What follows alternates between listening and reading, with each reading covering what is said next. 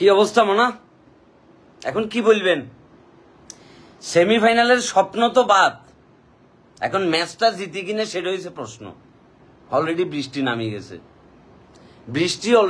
গেছে, আমাদের ব্যাটসম্যানরা যা দুর্দান্ত খেলাটা খেলছে, মানে প্রত্যেকটা ম্যাচেই তো আমাদের এগুলো হইতেছে।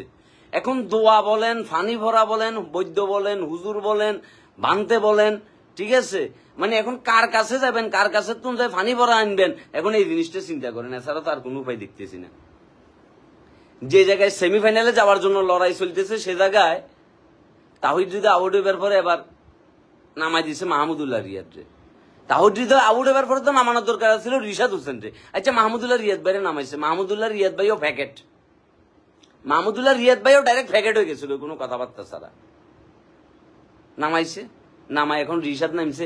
রিশাদ নামে হেতে তো লাতুরা ফলা নতুন আসছে, এতে স্কুল কিছু খুঁজি পাইতেছে না, ম্যাচের মোমেন্টামও বুঝতেছে না, এতে মাইতে যায় রশিদ খানের বলে কট।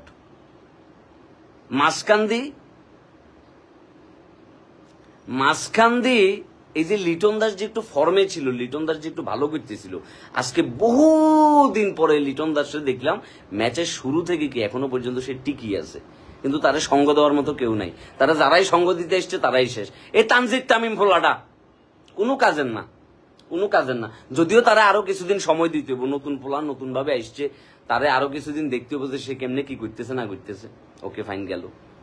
তারপর মনে করো যে কিয়া নাজমুল হোসেন শান্ত, আমাদের ক্যাপ্টেন, আমাদের সকলের প্রিয় ক্যাপ্টেন নাজমুল হোসেন শান্ত ভাইয়া ডাইরেক্ট ফ্যাকেট হয়ে গেল। তারপর শান্ত ভাইয়া ফ্যাকেট হবার পরে নামছে কোন সাকিব আল হাসান ভাইয়া। এবার সাকিব আল হাসান ভাইয়া দেখো সে বলই দেখতেছে না, বল হাতে কিন্তু সে আজকে ভালো করছে, ভালো বোলিং করছে, যদিও উইকেট সে পায় নাই, কিন্তু ব্যাটসম্যান হিসেবে তার কি দায়িত্ব ছিল না যে 115টা রান আমাদের 12.1 ওভারে নিতে হইব। ওই টাইমের ভিতরে স্কোর যদি লেভেল থাকে তাহলে একটা ছক্কা মারি যদি ম্যাচ জিতে পারে, তাহলে তখন মনে করো যে কিয়া 12.5 বল হইলেও হইব, কোনো সমস্যা নেই। তাহলে সাকিব আল হাসানের কি উচিত ছিল না, তারপর হচ্ছে নাজমুল হোসেন শান্তর কি উচিত ছিল না যে কেমনে করি কি ম্যাচটারে কি আটকাইব? এখন এমন একটা অবস্থা দাঁড়ায় আছে যে এই ম্যাচটা যদি আমরা জিতে যাই তাহলে আফগানিস্তান ফতেবত হয়ে যাইব, আর আফগানিস্তান ফতেবত হইলে আমরা উঠতাম পাইতাম না, আফগানিস্তান উঠতে পাইতাম না, ফাঁকে দিয়ে উঠে যাবো অস্ট্রেলিয়া। আমার মতো তো এই ম্যাচটা আসলে আফগানিস্তান ডিজার্ভ করে। আমরা যেহেতু উঠতাম পারি না, তাগরে উঠাই দেবা, পুরো মানবতার পরিচয় দে যে তারাও তাদেরকে উঠাই দে। 6 বলে 35 লাগে, কি নতুন ডিএলএস দিছে নাকি?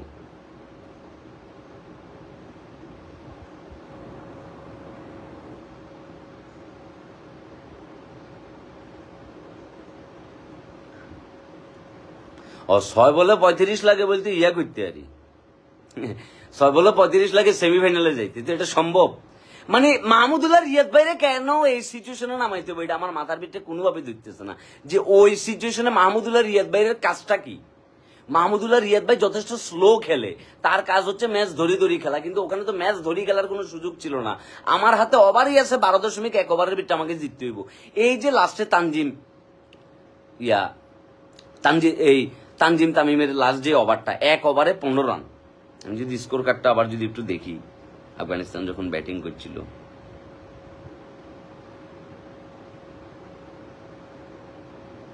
লাস্ট ওভারে 15 রান দিছে, 2টা ছক্কা।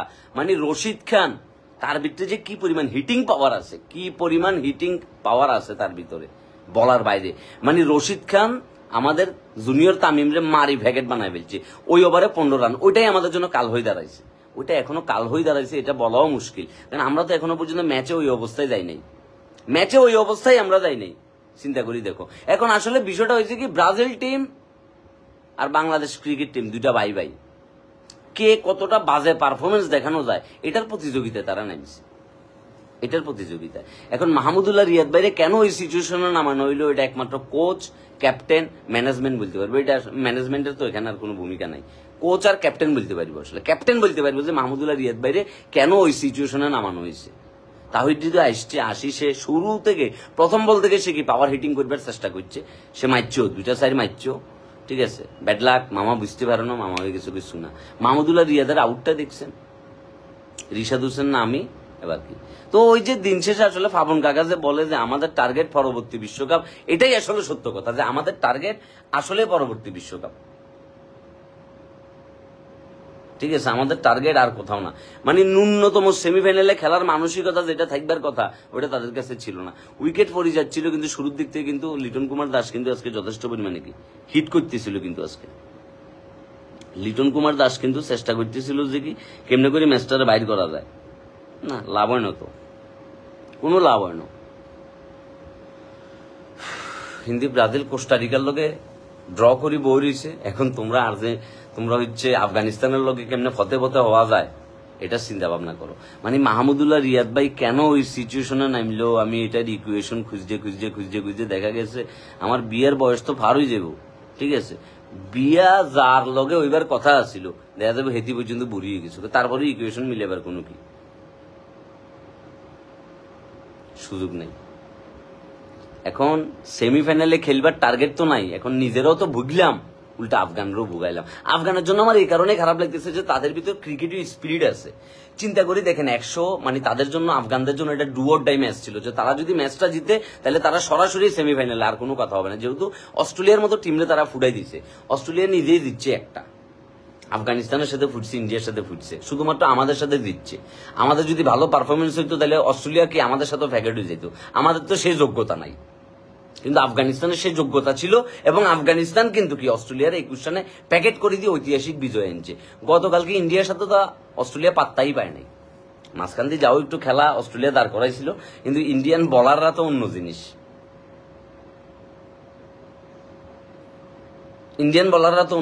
তো সেই জায়গা থেকে অস্ট্রেলিয়ার খানা নাই। কিন্তু আফগানিস্তান এর ভিতরে অলরেডি টিম ইন্ডিয়া উঠে গেছে, তৃতীয় দল হিসেবে সেমিফাইনালে টিম ইন্ডিয়া উঠে গেছে, বাকি আছে 4র্থ নাম্বার দল। এনে 4র্থ নাম্বার দলের ভিতরে এমন একটা গ্যারাকল ইকুয়েশন হচ্ছে, এটাই মনে করো যে কি ফিনিক হয়ে গেছে বই।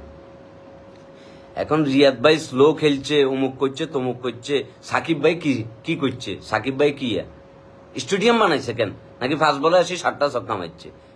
হ্যাঁ, নাজমুল হোসেন শান্ত কি করছে?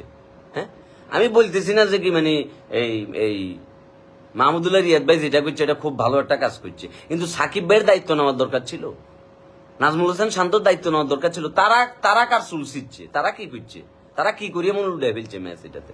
হ্যাঁ, এগুলোর দিন শেষে ক্রিকেট খেলার মন মানসিকতাই নেই, এগুলোর ভিতরে বিন্দু পরিমাণে কোনো মন মানসিকতা দেখা যাচ্ছে না যে এরা ক্রিকেট খেলবো, এদের ক্রিকেট খেলবার কোনো চিন্তা ভাবনাই নেই।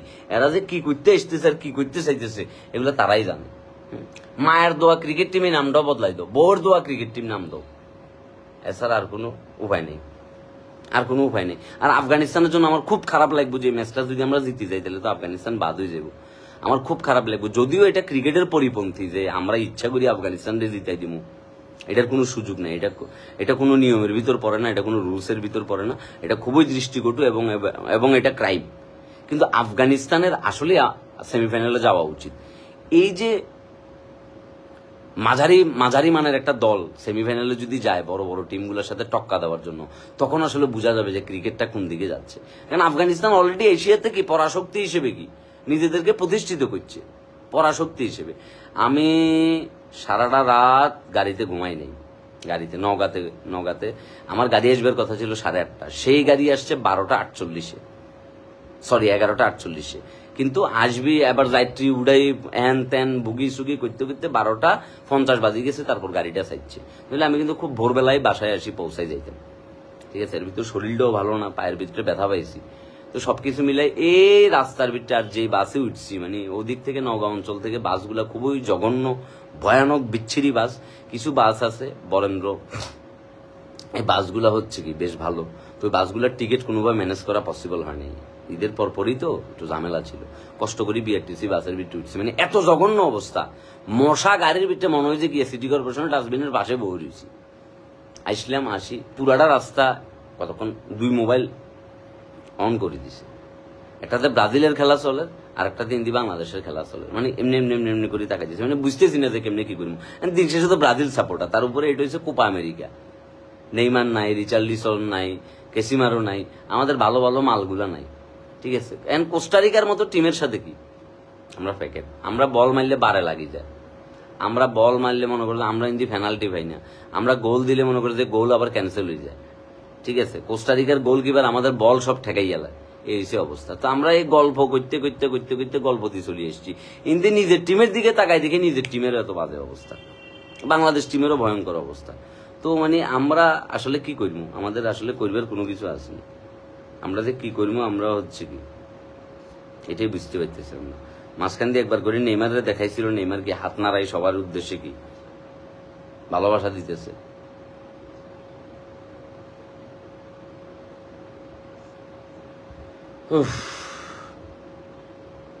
আসলে কি বলবো, আসলে বলার মতো কোনো ভাষাই খুঁজে পাইতেছি না।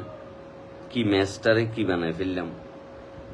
ঠিক আছে, লাস্টের দিক দিয়ে আসি, আমাদের বলাররা চাইলে আর একটু ভালো করতে পারতো, আমাদের বলাররা সেটাও করে নাই, আমাদের বলাররা সেই জিনিসটাও করে নাই। লাস্টের দিক দিয়ে চাইলে আর একটু ভালো হইতে পারতো জিনিসটা।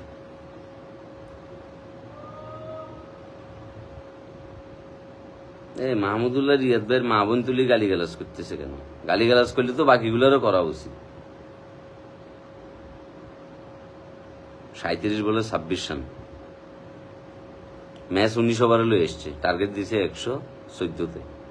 চিন্তা করো, 1 ওভার নাই হয়ে গেছে আমাদের, 1 ওভার নাই হয়ে গেছে, কিন্তু শুধুমাত্র 1 রান কমছে। খেলা কোথায় চলে এসছে, খেলা কত tight. Bangladesh need 26 run in 37 balls. Match reduced to 19 overs due to rain. বৃষ্টিজনিত কারণে ম্যাচ 19 ওভারে নামায় নিয়ে এসছে এবং 36 বলে আমাদের দরকার 26 রান। দেখো ম্যাচ এটারও হোন মারি দেয়নি। দেখো খেলাটা একটু অন করি, কি করতে মার নির্লজ্জ বেহাইয়া তো আমরা ছাড়া আর কেউ নাই। একমাত্র এখন আমার জীবনে আছে শুধুমাত্র রিয়াল মাদ্রিদ। আমি শুধু রিয়াল মাদ্রিদ নিয়ে বাঁচিয়ে আছি, নইলে ছাপাবাজি করিবার মতো সোশ্যাল মিডিয়াতে আর কোনো কিছু নাই আমার। আমার বাংলাদেশ টিম ফতে ফতে, আমার ব্রাজিল টিম ফতে ফতে, আমার ক্রিস্টিয়ানো রোনালদো ফতে ফতে, ব্যাকে ফতে ফতে, ড্রেনে ড্রেনে, রাস্তায় রাস্তায়, বাজারে বাজারে, দোকানে দোকানে। ঠিক আছে, ম্যাঙ্গো লাভার সাপার কোন জায়গায় আপনি আমবাগান গেছেন? সোদপুরে আইসেন, সোদপুরে দাওয়াত রইল।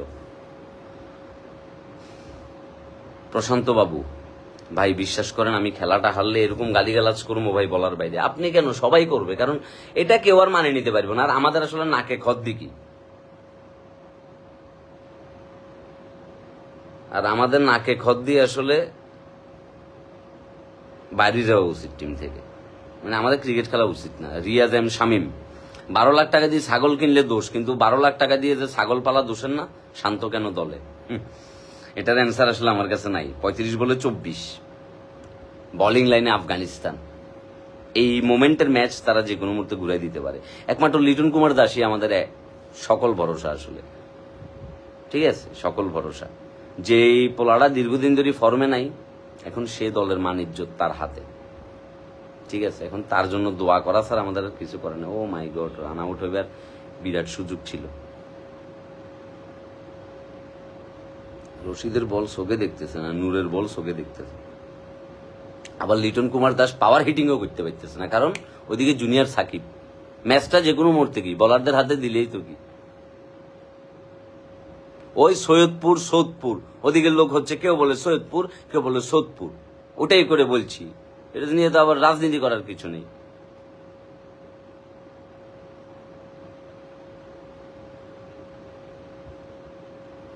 পাগল পাগল কম করেন ভাই, আপনি খেলোয়াড়দের মানসিকভাবে ডিমোটিভেট করেন। আপনি এত ভালো বুঝলে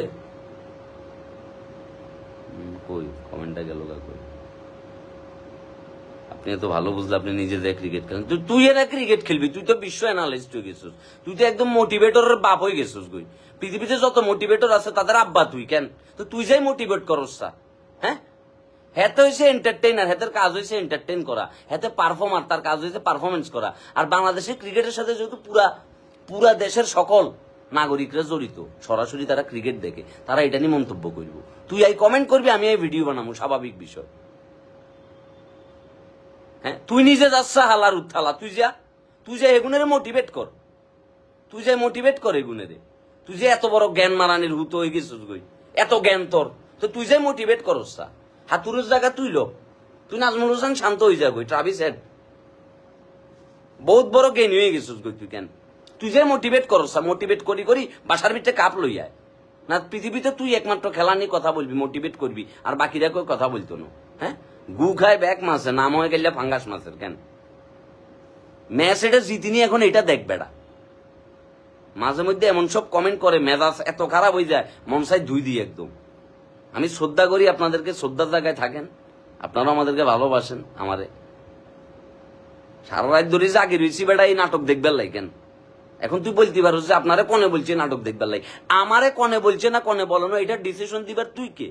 তুই কে এটা ডিসিশন দিবার? হ্যাঁ, আমরা তো মানসিকভাবে ফিট না বেটা, আমাদের স্কিল ডেভেলপমেন্ট হয় না এখনো, আমরা ম্যাচের মোমেন্টাম বুঝি না। তো তুই যে মোটিভেশন দিয়েছ, মোটিভেশন মারানির ভূত।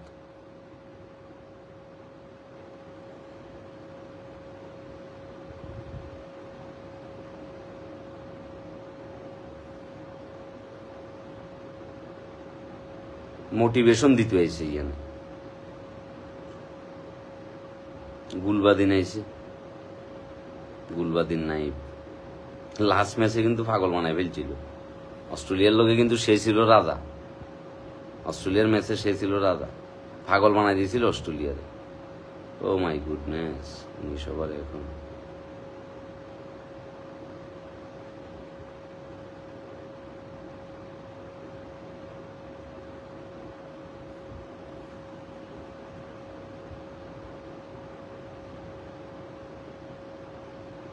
সুদীপ্ত চন্দ্রদেব, আপনি তো উস্কানিমূলক কথাবার্তা বলেন। হ্যাঁ, তুমি তো জাতিসংঘের শান্তিরক্ষা মিশনের কমিটির চেয়ারম্যান না? তুমি সকলের শান্তির বার্তা ছড়াই দিতেছো। এত শান্তি তোমাদের, এত শান্তি তোমাদের। ম্যাচ এটা হারিয়ে যেতেছে, এটা নিয়ে তোমাদের চিন্তা নাই, আর এনে মোটিভেশন মারা বেরলে আইছো তোমরা। এত মোটিভেশন তোমাদের, তো মোটিভেশন দিয়ে কাপ 4-5টা বাসায় নিয়ে আইছো তো। হ্যাঁ, সেমিফাইনালে উঠে গেছো তো মোটিভেশন দি। এই যে গেছে, ক্যাচ তুলি দিছে, শেষ চুনা। চুনা গুলবাদিন আসি কি খেলি দিছে, বুঝো এবার। দে মোটিভেশন দে, এখন দে মোটিভেশন। হালা রুথালা মোটিভেশন। আমার লাইভ তো প্লেয়াররা বসে বসে দেখতেছে না। খেলা বাদ দিতে আমার লাইভ বসে বসে দেখতেছে। দে মোটিভেশন দে এখন। 25 বছর ধরে মোটিভেশন ছি করে কেন? মোটিভেশন তোর দাদার উইকেট এটা গেছে দেখ, মোটিভেশন দেস না এখন। তুই কোথায় লাইভ থেকে চলে গেলি কেন?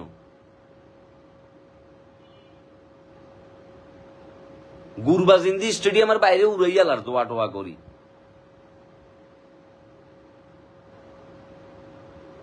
রাসেল খন্দকার, সৌদি আরব থেকে আপনার কথা শুনে আপনি রিপ্লাই দেন না কেন? মনে রিপ্লাই দিলাম।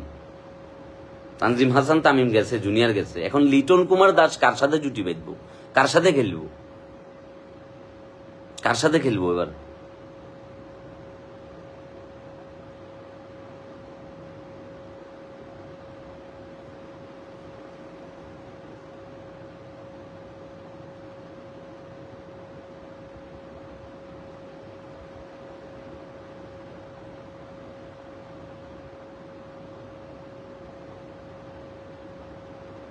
লাইভ করার মেজাজ খারাপ হয়ে গেছে, লাইভ করতাম না, বাধ্য। সকল মোটিভেশন মারা নিরে আসি কমেন্টে মোটিভেশন দাও এখন, মোটিভেশন দাও। উইকেট যে চলে গেছে, মোটিভেশন দাও না এখানে, মোটিভেশন দাও। দেখি মোটিভেশনে ম্যাচটা জিতে কিনা।